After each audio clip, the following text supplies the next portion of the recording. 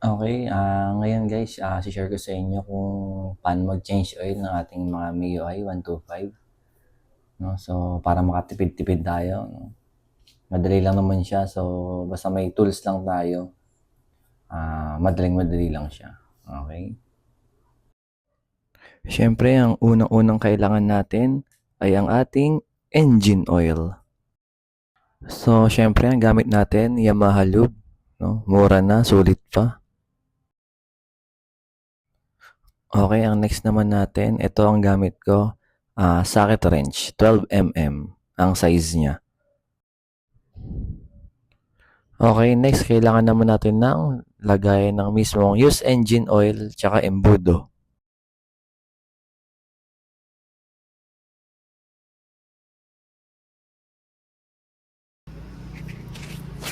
Okay, simulan na natin ang pag-change oil. Let's go! Okay, syempre unang gawin natin, isahod muna natin tong paglalagyan ng used engine oil.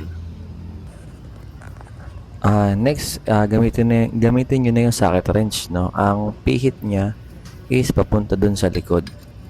Okay, yan, ganyan. Yan.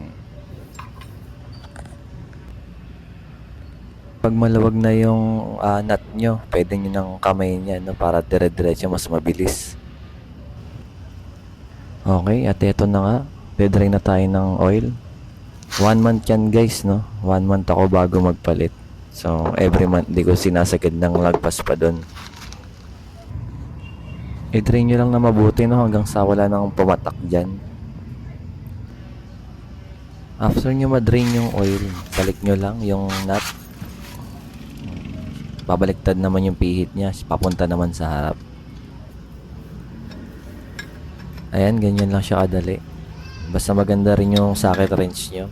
Mas maganda nga yung naiikot siya, yung may napipihit. Make sure nyo lang na mahigpit, no? Nasaradong sarado talaga siya. Then, punta naman tayo dito sa may takip ng engine oil. Ayan, ginagamitan ko lang yan ng minsan plies, no? Para matanggal yung pagkakahigpit niya.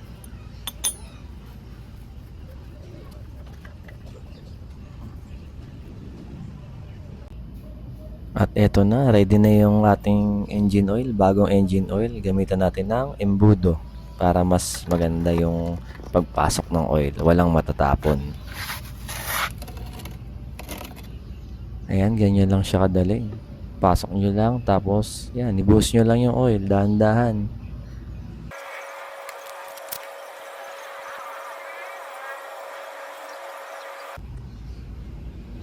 After nun, balik nyo lang yung takip. Ganun kasimple.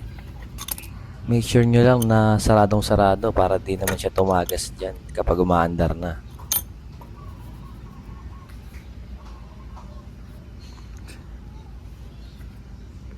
So, ayun lang guys, no? Sana medyo may naitulong ako sa inyo sa pag-change oil ng ating M3, no? So, para if ever, hindi na tayo asa lagi sa mekaniko.